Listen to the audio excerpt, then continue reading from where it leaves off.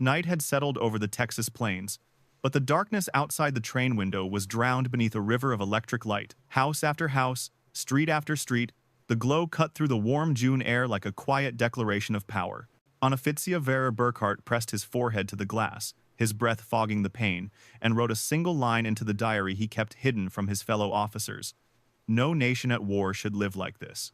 He had grown used to the blacked-out towns of Germany, to the fear of a sky that might ignite at any moment under British bombs. Yet here, an ocean away from the collapsing Reich, every farmhouse shone like it had something to prove. Even at this late hour, neon signs hummed, warehouse windows glowed, and long rows of telephone poles carved bright pathways into the night. These men had been soldiers of the Afrika Korps, hardened by years of sand, hunger, and retreat. But nothing in the desert had prepared them for this first glimpse of America, a land whose ordinary lights seemed to whisper that their war was already lost. What else waited for them beyond those illuminated streets? And how much of what they had believed would survive the journey ahead? The collapse began long before the prisoners ever saw a single American town. It started in the dust and heat of Tunisia, when the Afrika Korps, the same units that had once pushed the British back to the gates of Egypt, found themselves surrounded, starving, and out of fuel. On May 13, 1943, General Jurgen von Arnim surrendered 250,000 German and Italian soldiers, ending the last Axis resistance in North Africa. For many of these men, it felt less like a military defeat and more like an unraveling of the world they thought they understood. In the makeshift holding camps near Oran, Algeria, the unraveling quickened. Thousands of prisoners were processed each day with a level of precision they had once believed belonged only to Germany. Cameras clicked. Medical forms were filled. Vaccinations were administered by American officers speaking fluent German officers trained specifically for this moment. These gestures, simple as they were, carried an unsettling message. Their captors were better organized than the Reich at its peak, but the first true fracture in their beliefs came with the food. Men who had grown thin on desert rations, dried biscuits, watery soups, and whatever could be scavenged, found themselves holding trays of white bread, real coffee, and meat, served twice a day. Some whispered that the Americans were staging a performance, preparing a deception. Others doubted even that. No one could understand how a nation fighting a global war could afford to treat enemies this well. Then came the Liberty ships. To the POWs, they appeared as nothing more than cargo vessels, waiting to take them across the Atlantic. They had no idea these ships were themselves symbols of American power steel hulls constructed in days rather than months, rolling off assembly lines with a speed that defied logic. Only after conversations with American guards did the realization seep in. 3 of these ships were being launched every day. Each carried parts from dozens of factories in dozens of states. A national web of production Germany could no longer match. The crossing delivered its own revelations. POWs watched sailors casually discard more food in a single day than some German units had seen in a week. They learned that the vessel carrying them was one of 2,710 Liberty ships built during the war, each requiring 250,000 components. They walked the deck beneath a rotating radar antenna, a technology they had believed was scarce even among their own elite units. And in the quiet moments of the voyage, men who had sworn loyalty to the Reich began to sense a grim truth. America was not the weak, divided nation of Nazi propaganda. It was something far more dangerous, a nation whose industrial strength seemed endless. By the time land finally appeared on the horizon, they were no longer expecting to find a struggling republic. But nothing, not the defeat in Africa, not the abundance on the ships, could prepare them for what awaited on the American coast. When the Liberty ship finally eased into Norfolk Naval Base, the prisoners looked upon a scene that felt less like a harbor and more like a revelation. Crane after crane swung effortlessly over miles of docks, lifting steel containers with electric power that moved smooth as breath. 47 cargo ships lay in various stages of loading and unloading, each dwarfing the next. The entire port functioned like a single organism, precise, tireless, and impossibly vast. Many of the men had worked in Germany's industrial centers before the war. None had seen anything like this. Hamburg, the pride of the Reich, could not match a single day of Norfolk's traffic. From the moment they stepped onto American soil, the myth of a weak, disorganized America began to die. Yet the real destruction of Nazi illusions would come not in the ports but on the rails. The prisoners boarded Pullman cars with padded seats, sleeping berths, silverware, and dining service. Even the guards apologized that the air conditioning might not be working properly. As the trains rolled inland, the transformation deepened. Night after night, the the prisoners pressed their faces to the glass, watching towns blaze with light. Tiny communities, Martinsville, Danville, Greensboro, glowed like cities, their storefronts illuminated, their factories running second and third shifts. In Germany, entire regions had been dark since 1940. Here, electricity flowed into every street and every window. A single railway yard consumed more power in 1 hour than many districts of Berlin used in a day. Then came the factories. The Alcoa plant in Tennessee stretched for miles along the river, its furnaces devouring more electricity than Munich itself. In Louisville, 4 synthetic rubber plants built in only 18 months towered over fields that had been empty the year before. German engineers on the train recognized the machinery instantly. Catalytic crackers, distillation columns, polymerization units. But what stunned them was not the technology, it was the scale. And looming above all of it was Willow Run. Even from the train tracks, the factory dominated the horizon. 2.5 million square feet of steel and glass, producing a B-24 Liberator every 63 minutes. Prisoners counted the bombers visible through the open doors, fuselages, wings, engines, lined up in stages of assembly. At its peak, 42,000 workers, many of them women, operated the plant. The deeper the trains traveled into America, the clearer the truth became.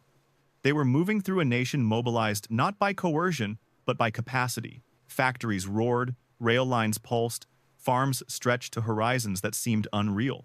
This was not just industrial power, it was industrial confidence, the kind that could fight a war on 2 fronts without dimming a single light bulb. And as the POWs watched this world pass beyond the windows, a single thought settled over them. Germany had challenged a giant it never truly understood. The shock of American abundance did not end with the train ride. It deepened the moment the prisoners stepped through the gates of Camp Hearn in Texas, a facility built in 4 months, yet equipped with comforts that many German civilians had never known. Barracks held electric lights, flush toilets, steam heat, and hot showers. The camp hospital contained X-ray machines, surgical tools, and medicine that German doctors had not seen since 1941. When Dr. Friedrich Bauer first examined the supply room, he paused at a box of penicillin, a drug so scarce in Germany that it had become the subject of rumor. Here, it was used freely, even for minor infections, even for prisoners. In the kitchens, the revelations were just as unsettling. Walk-in refrigerators hummed beside gas ranges large enough to feed 5,000 men. German cooks assigned to kitchen duty discovered that regulations required 10% overproduction for every meal. Feldwebel Otto Krebs wept as he discarded loaves that would have fed his family for a week. By autumn 1943, the labor shortage across the United States brought prisoners out of the camps and into the American heartland. They rode trucks without blindfolds, passing through towns that looked impossibly prosperous. At Cotton Gins near Houston, a single machine processed more fiber in 1 hour than entire villages in Germany could handle in a month. In the fields of Nebraska, combines harvested wheat at a speed that felt unreal. One machine doing the work of 100 men. Factories revealed an even harsher truth. At the Campbell's soup plant in New Jersey, conveyors and automatic fillers performed the work of 50 German laborers under the watch of a single elderly woman sipping coffee. In Ohio, the blast furnaces of Republic Steel roared day and night, producing more steel in one plant than the entire Ruhr region at its wartime peak. And at the Higgins Boat Factory in New Orleans, prisoners watched women weld hulls and teenagers operate drilling machines, each shift producing landing craft by the hundreds. Everything the Nazis had declared impossible for democracies was happening in front of their eyes and happening efficiently. The psychological impact became impossible to hide. Major Paul Neuland's reports described ideological collapse syndrome. The treatment of Italian prisoners after Italy's surrender deepened the fracture. Italians who cooperated with the Allies earned wages, ate in American restaurants, and enjoyed freedoms unthinkable in Germany. Then came Christmas. More than 500,000 care packages arrived from churches and civic groups, cigarettes, candy, toiletries, games, the meal itself, turkey, ham, vegetables, pies, and ice cream. And yet the final blow would not come from generosity but from truth. In 1945, the footage was shown to German prisoners. Many refused to believe it at first. What shattered that day was not merely faith in victory, but faith in the moral foundation of the Reich. From the American perspective, the transformation of German prisoners was never an accident. It emerged from a deliberate philosophy, one that treated strength not as the ability to crush an enemy, but as the capacity to demonstrate a better way to live. The United States understood that industrial power alone could win battles, but only a combination of abundance and dignity could win mines. And in the crowded camps scattered across 45 states, that philosophy unfolded with quiet precision. At the center of this effort stood the Special Projects Division, a small but influential arm of the Provost Marshal General's office. Its mission was simple: allow German prisoners to see America for what it truly was. No forced indoctrination, no slogans, no punishments for dissent. Instead, the program offered access to newspapers, libraries, lectures, and camp-run newspapers edited by anti-Nazi prisoners. Education became the battlefield where democracy proved its resilience. Over time, discussions shifted from bitterness and denial to economics, constitutional government, and the possibilities of a Germany rebuilt on entirely different foundations. For American strategists, this shift had profound implications. A future Germany aligned with democratic principles was essential to post-war stability and essential to preventing another nationalist revival. By granting prisoners an unfiltered view of American industry and society, the United States aimed to plant the seeds of reconstruction before the war had even ended.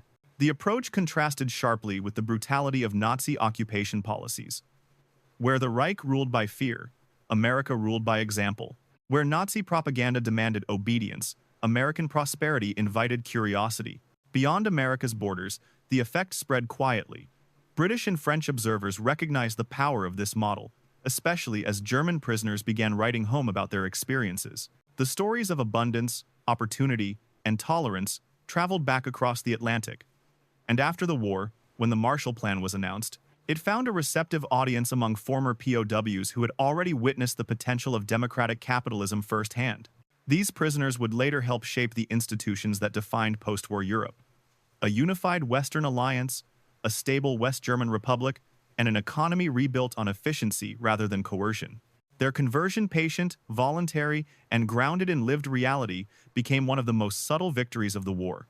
In the eyes of American planners, this was proof of something deeper: that the true strength of the United States lay not only in its production lines or military power, but in its ability to transform enemies into partners through the quiet force of its own example. In the end, the journey of the German prisoners of war became something far greater than a wartime footnote. It became a testament to the quiet power of a society confident enough to treat its enemies with dignity, wealthy enough to feed them generously, and strong enough to reveal its flaws without fear. What the prisoners witnessed across railways and farmlands, factories and camp libraries, was a different kind of might, a civilian strength built not on conquest, but on creation. For men raised on the certainties of Nazi ideology, this revelation reshaped everything. They saw that prosperity did not require oppression, that unity did not require fear, that freedom, when paired with opportunity, could produce more steel, more food, more innovation, and more hope than any authoritarian dream. Some understood this truth in the glow of American cities that never dimmed. And for many, the moment came in a simple act of kindness: an American church sending Christmas gifts to strangers who had fought on the wrong side of history. When these men returned to Germany, they carried more than memories. They carried a blueprint. Their experiences in the United States influenced the rebuilding of towns, the reform of industries, and the emergence of a democratic society determined to never again confuse tyranny with strength. The economic miracle that followed was not born from American aid alone, but from the lessons absorbed in those camps. Efficiency, fairness, innovation, and the belief that the dignity of ordinary people is the foundation of national power. Today, their story echoes as a reminder that the most enduring victories are not won on battlefields but in minds and hearts. That abundance can be more persuasive than ideology, and that humanity, even in war, can reshape the future in ways no weapon ever could. So as we reflect on this extraordinary transformation, from captured soldiers to architects of a new Germany, we are left with a question that reaches far beyond World War II. What kind of world becomes possible when strength is used not to dominate, but to inspire? If you have thoughts on this journey, or if it reminds you of a story from your own family's wartime past, share it below. History lives on through the voices that remember it.